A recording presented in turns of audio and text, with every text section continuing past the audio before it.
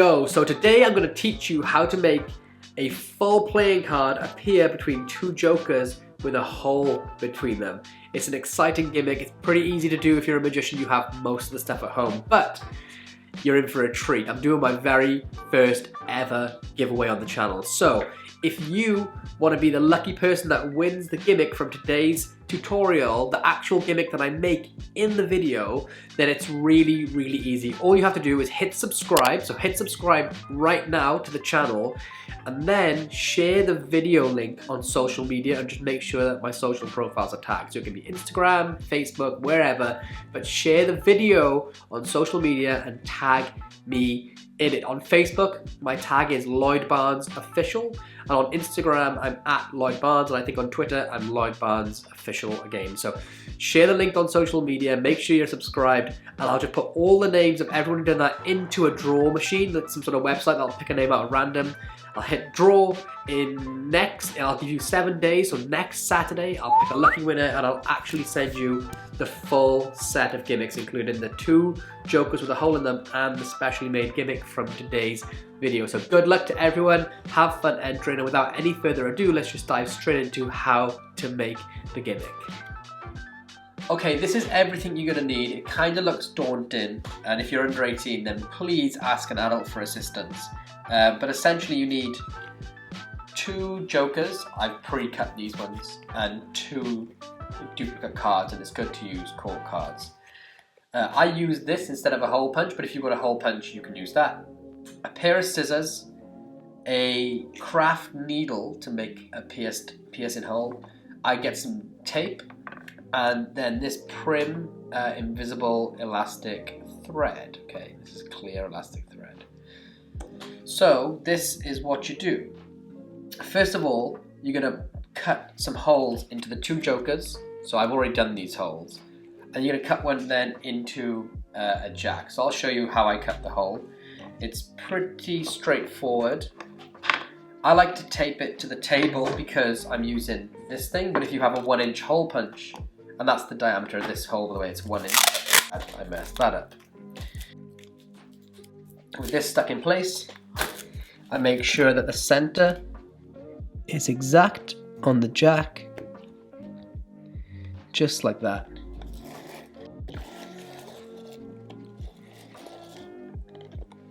Just like this. So once you've made 3 cards, you don't need this. I now will have 3 cards with holes in it, 2 jacks, 2 jokers, 1 jack does not have a hole in it. Now what I do is, again, we'll place these off to the side, is I'm gonna take the jacks and I'm gonna, now you don't have to do this, but I'm gonna tape the edges just so that I can keep them squared together. Here's what you do, make sure you get these nice and square by holding it in all these positions, just around the top, and here, trim the edges.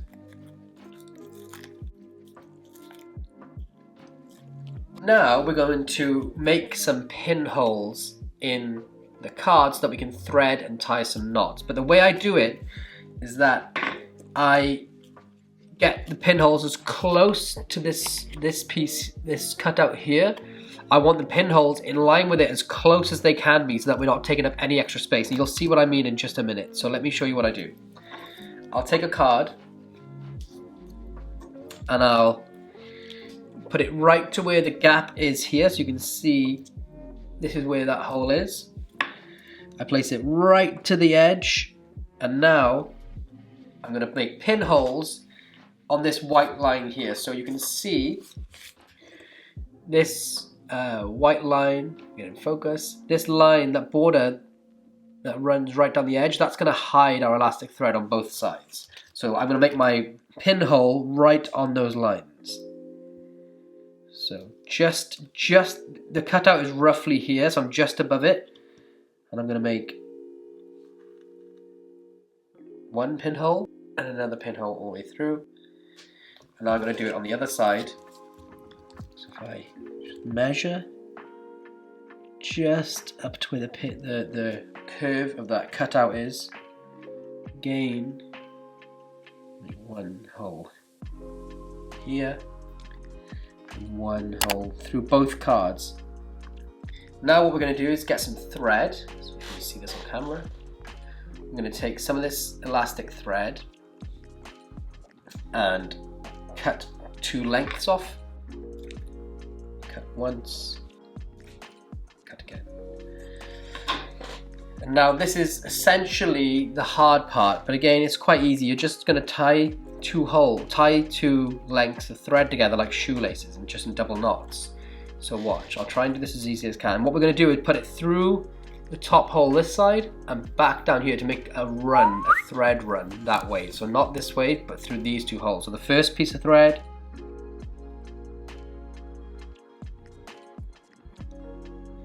so through this side, I'm going to come back and thread it back down this side because we want to tie the knot on the blue side because that'll hide the thread in the design.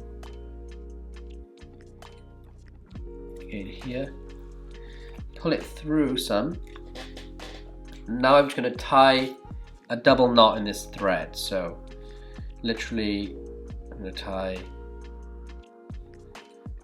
1 and I'm going to pull it tight. So pull it all the way down tight like this. Try and keep my finger pressed on the first knot, so I'll pull it as tight as I can.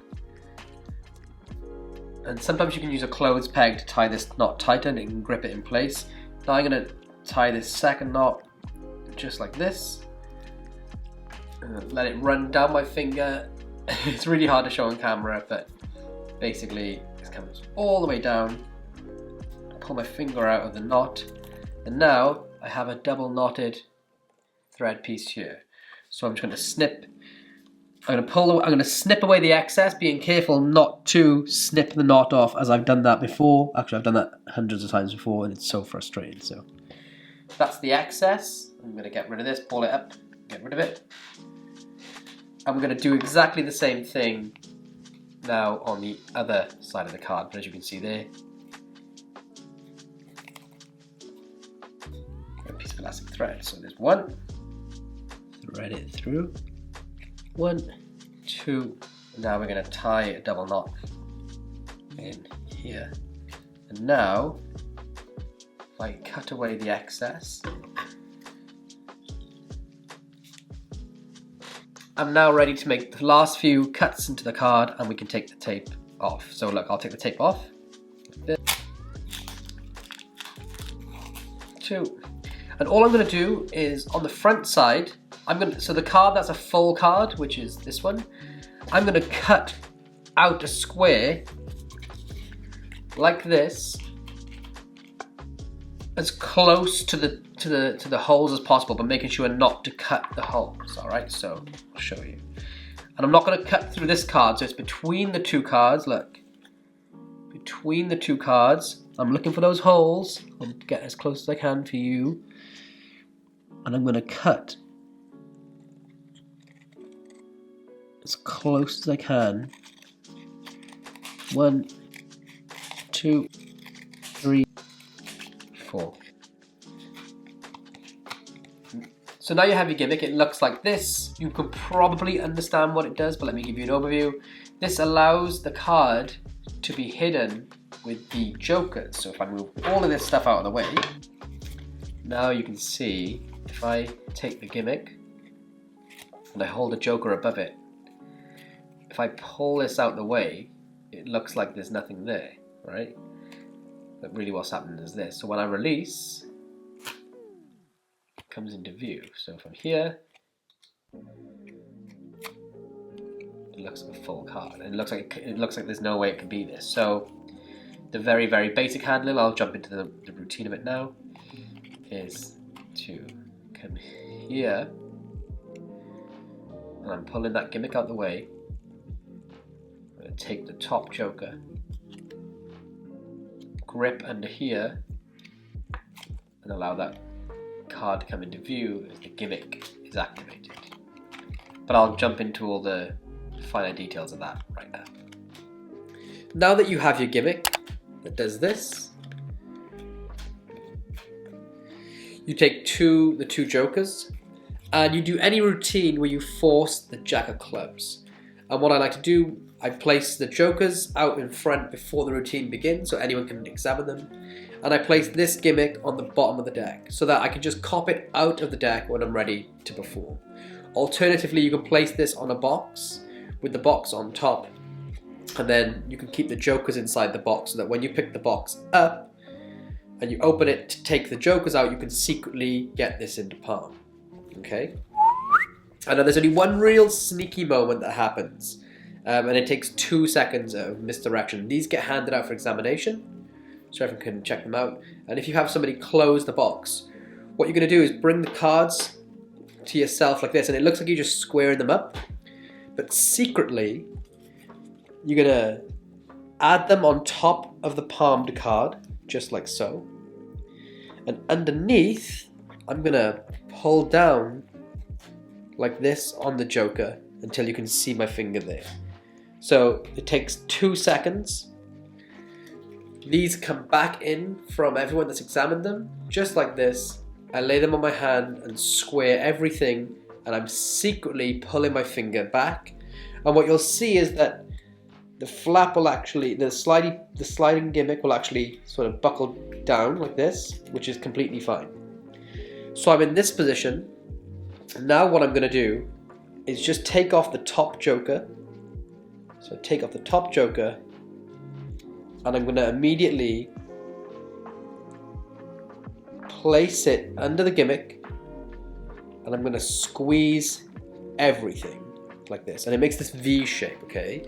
And this is reminiscent of Eric Jones's Ishkabibble sandwich positioning, because normal sandwich routines, the cards are in this V shape, but this one they're in an opposite direction, all right?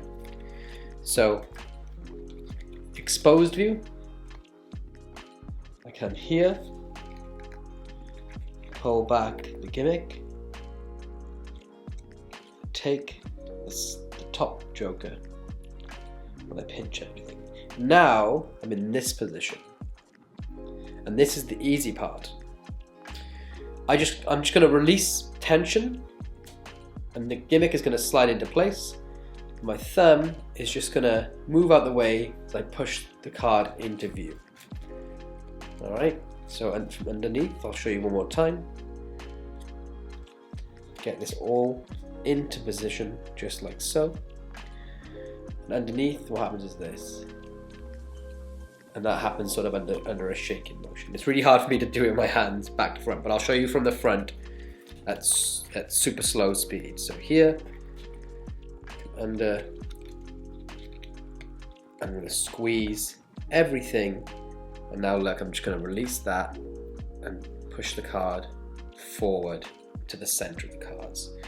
And at this point, I can show it all around and hand the jokers out for examination. Now what you'll find is that the spectators aren't interested in this card. This is a jack of clubs. They've already selected and examined it. But these are the strange pieces. So these can be, this is what the spectators reach for, because they really think this is a normal card. So hand these to the spectators, and if you have the jack on top of the deck, the real jack, you can drop this on top of the deck, and as you pick the deck up, just turn over a double or do a really easy second deal of the jack, and you'll be good to go. But let me just show you that one more time at speed from the performance angle. It just looks like this. I take that jack, or joker even, boom, there comes the full card. And that's the basic overview of the routine. This is the full routine. You have the spectator say stop wherever they like, and remember this card. This card gets lost into the deck. Now we have this box right here, and if all you can see at home, if I open the box, there are 2 playing cards. Let me get rid of this. And the 2 cards are the 2 jokers that can be fully examined by the audience at home. So what we're going to do is use these 2 jokers to try and find your card. Watch. 3, 2, 1. Just like that, one card appears between the 2 jokers. Your jack of clubs. So I hope you all enjoyed today's video. Like I said, if you want to win everything from today's video, then all you need to do is hit subscribe and then share the video link on all social media or any social media and tag me in it so I can see that you've done that. Then next Saturday, a week today, I will put all the names into a drawer on a machine, like a computer website that will pick somebody genuinely at random, and you'll be the winner. And I'll send you everything from today's video. So thank you all so much. If you haven't done so already, hit that subscribe button. And for all the viewers that are loyal and been here since day one, thank you all so much as always. And I'll be back tomorrow for a live Sunday session as always. See you soon.